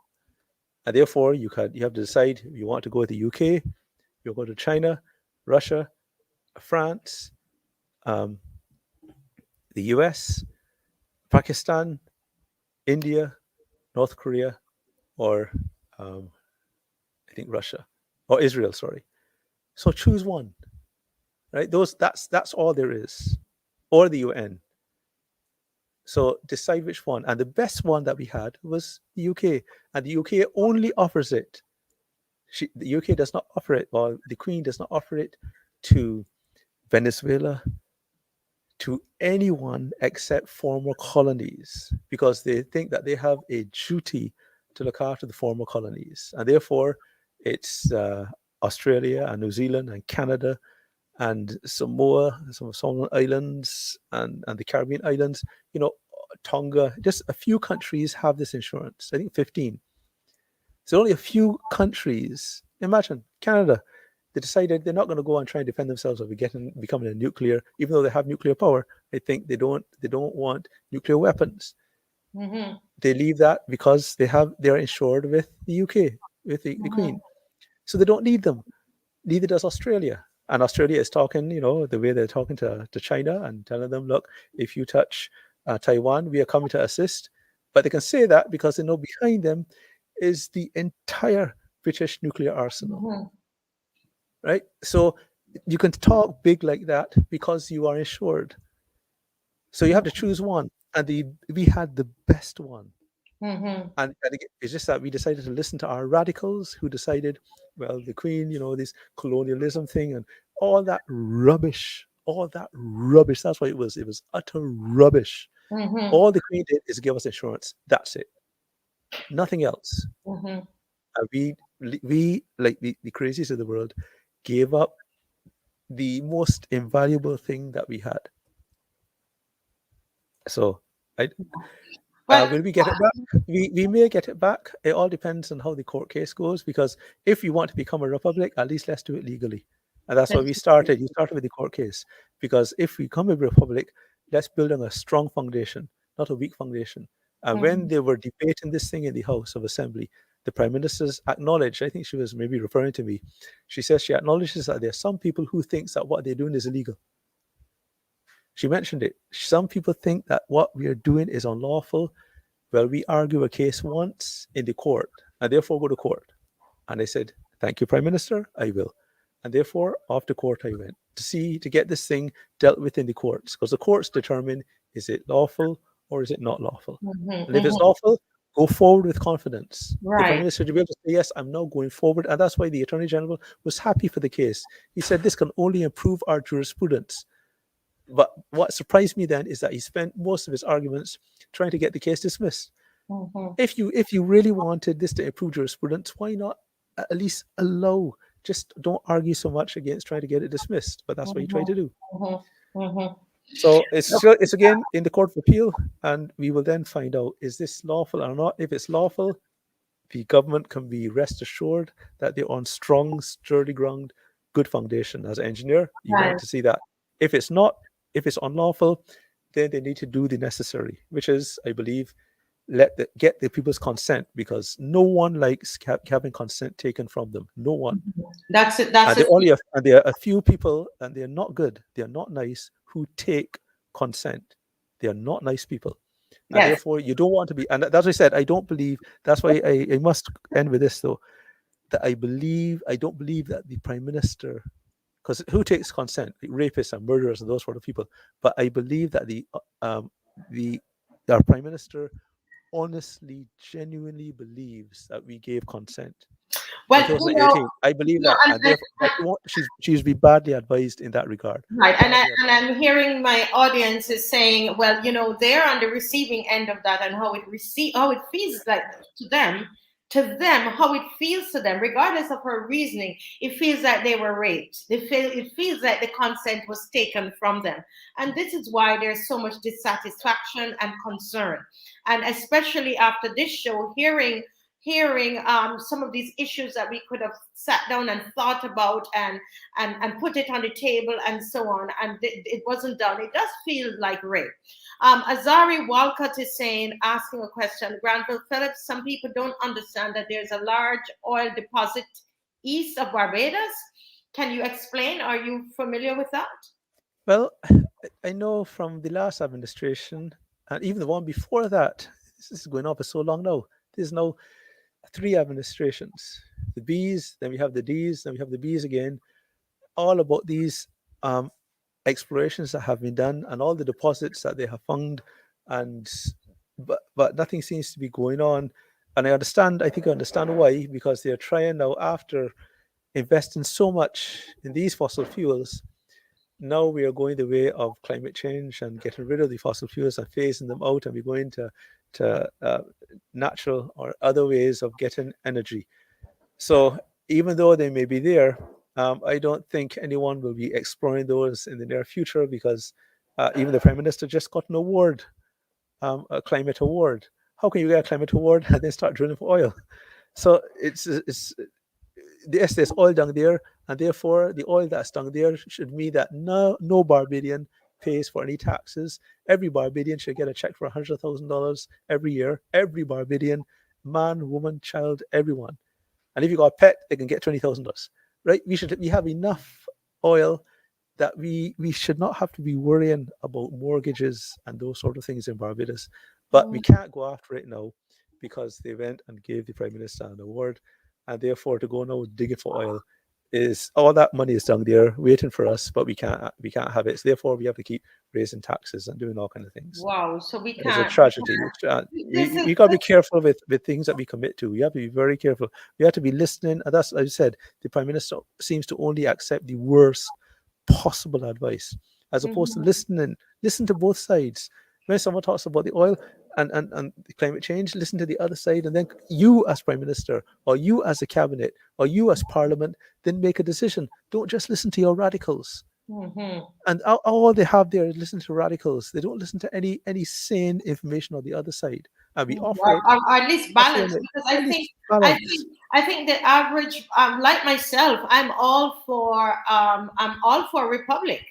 I'm going to be honest. I'm all for it. But what I'm saying is, let us consider what it is that we are going to do. Let us sit down and if you're going to make, this is a huge change, So if it's a huge change, then we need to have discussion. We need to put there are safeguards that we have to put in place, and we need to inform the people. After all, the republic is the people. Should be. Yes. So we should inform the people. And I know that Jamaica is thinking about going republic, and I'm hoping that these are things that they will sit down and have a discussion about, before they make that before that they reckless decision. that reckless decision. Let's call it what it is. Yes. Yeah. So thank you for that. Then I learned a lot about this oil. Yeah, Marcia Brandon is saying then if we're not going to, we can't drill for the oil because we've become this, the golden whatever country of, Climate environmentalism. Could anyone come in and take the oil? No, it belongs to Barbados. Well, yes, Venezuela can come and take it. China can come and take it. Any nation can come and take it. And all other countries will say is, you should not be doing that. As I said, like Khashoggi, you should not have cut him up in pieces and killed him.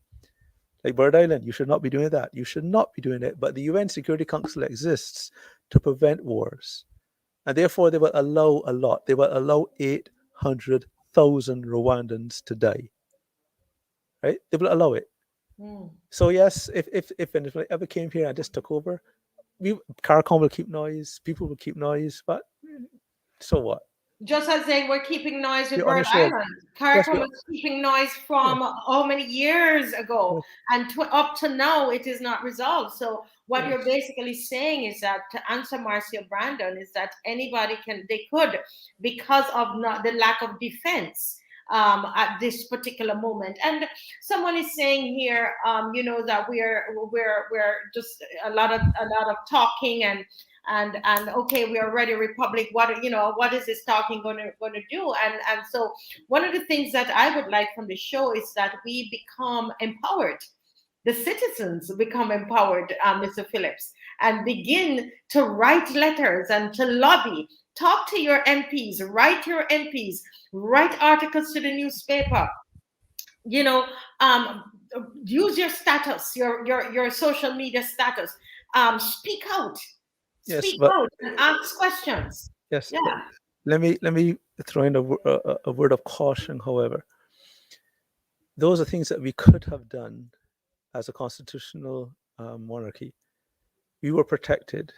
No one can send any military for you. Now is a dangerous time, potentially dangerous time, and we're in a transition.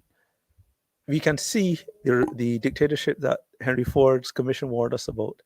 We're in that transition. We are at the top of the slide, and when Hmm. it happens very quickly.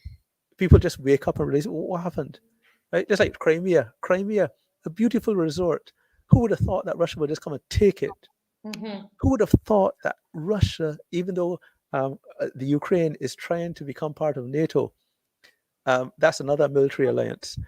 Who would have thought that with that um, possibility, that Russia would just come in there and take it and say, Crimea, that nice, wonderful, wonderful resort, huge resort, we are taking it and you can do nothing about it. Because we live in a might is right world, but we just don't, we can't figure it out yet because we're not coming out of this protection. We are still thinking that the bus is insured and the Hmm. people in the bus are insured. We don't know that they cancel the bus insurance. And we are reckless, utterly reckless, driving about uninsured. But we don't realize. So we are still in the mode, and as Bob Marley says, this mental slavery. We are still in the mode of, yes, we're okay. Massa is taking care of us, not realizing no one now is coming to protect us. We are on our own. The bus is now uninsured. And what we need to know is at least protect ourselves by signing the UN conventions, trying to get a president that is not under the control of the political parties.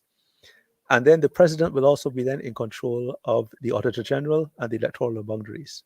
We will Hmm. at least have some independence there, but what we would not get is defense insurance. And Hmm. therefore, what we can do is at least, at the very least, go and just have a chat with the Queen and say, can we negotiate something?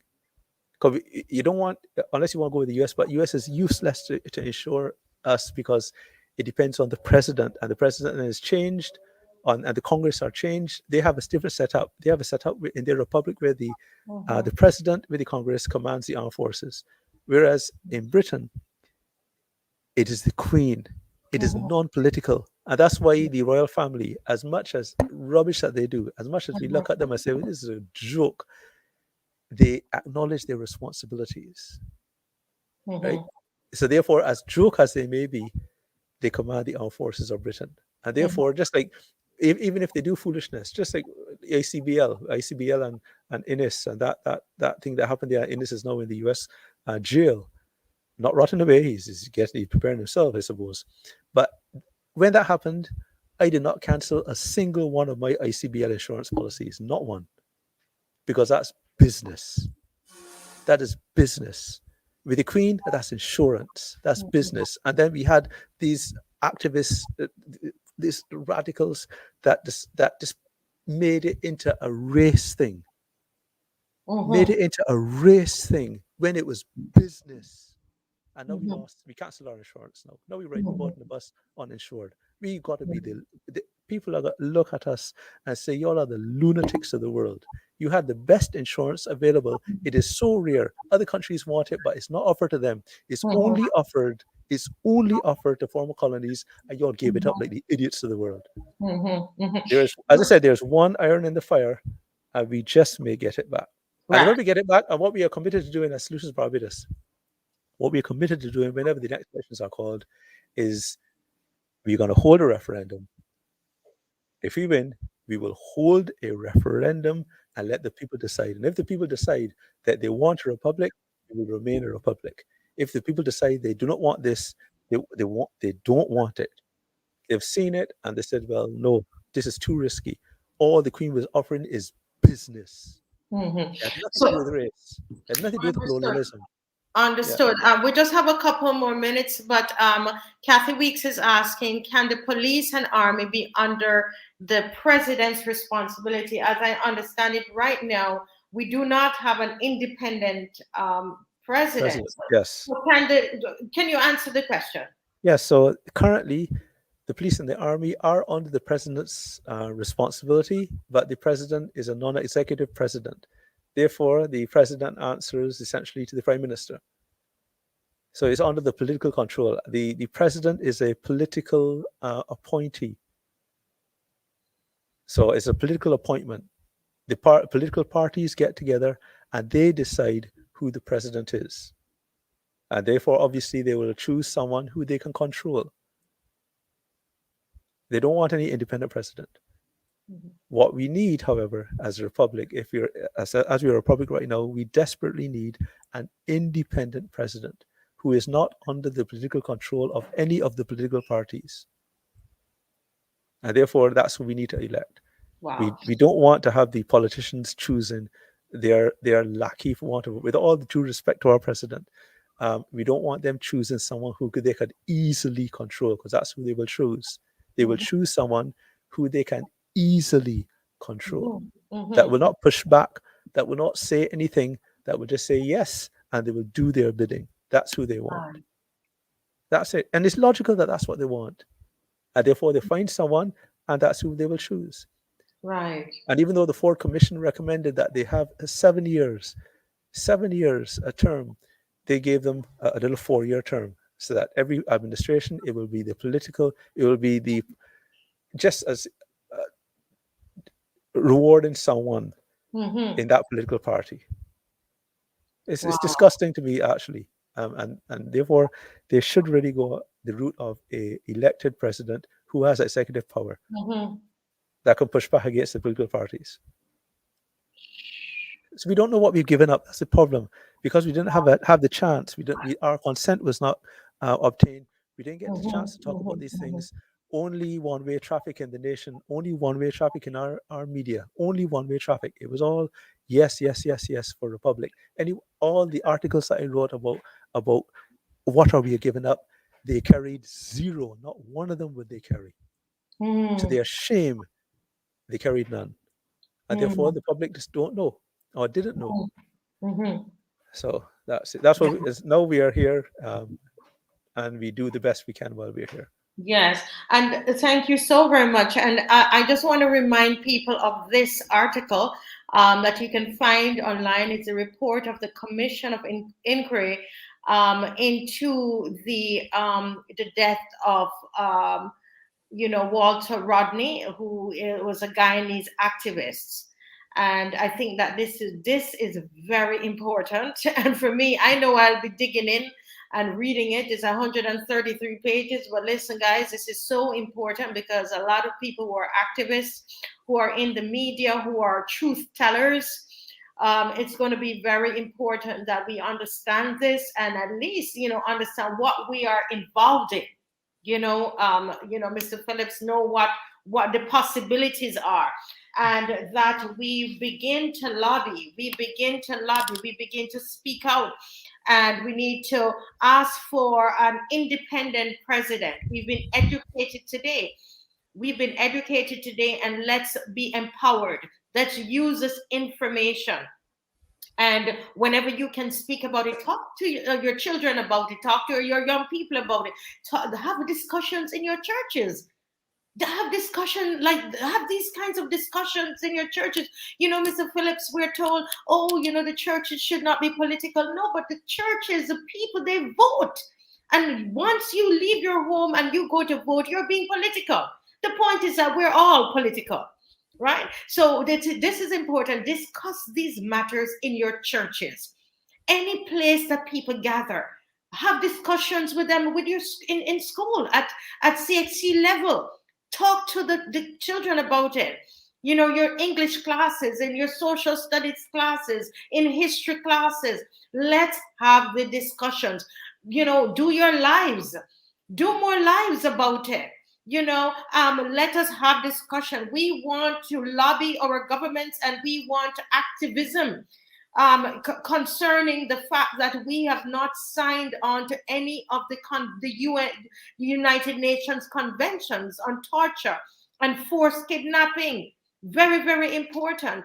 We want to see a separation of powers between the political party that is in power and the armed forces. Very, very, very important that these things, that we see these things happening in this Barbados land that we love, and land that has given us so many things. So today, this has been such a blessed program. And someone wrote to me and said, this program needs to be sent to the BBC. I got a message on my WhatsApp, somebody's watching, and she said, Marcia, this program is so important. I'm going to find the actual. She said, your show today must be shared to the BBC and all international media pronto, getting the global press forthwith, because this is so important, especially when, Mr. Phillips, we have other Caribbean countries looking on and say, we want to become a republic too. So we need to make sure that this goes out. Please share this. Please discuss this. Kazoya, she said, thank you, Mr. Phillips. We seem to be under a spell, but God. Yeah. Thank you, Alex Mitchell, for your contribution. Lorraine Spooner, Raul Maycock.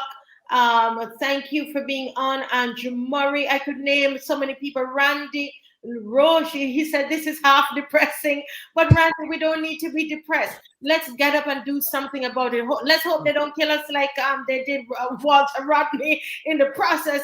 But listen, we're gonna have to speak out. Azari Walcott, thank you for asking that great question that you asked about the oil. I didn't know that. I didn't know. Marcia Brandon, everybody for me, Dave Weeks, Leslie, Rowena, Ruel Corniff, and oh my God, there's so many people. But thank you for wherever, those from Trinidad, those from Jamaica, those from Brooklyn, everybody who's been watching. Thank you so much. This has been so precious. And we're going to be on again on Wednesday at 1 p.m.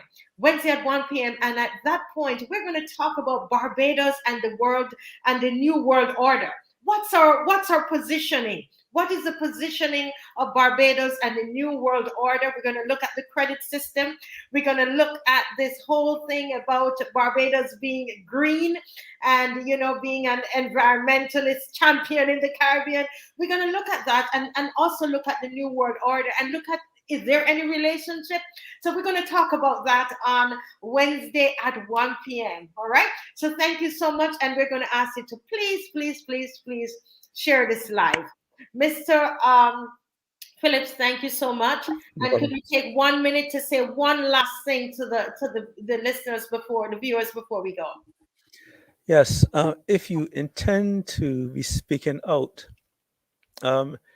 yes, make sure that you know the Lord. Jesus was very clear. Do not fear those who can kill the body and then can do nothing else. You fear him who is able, after kill the body, is able to cast both body and soul into hell. And therefore, you should develop a relationship with God.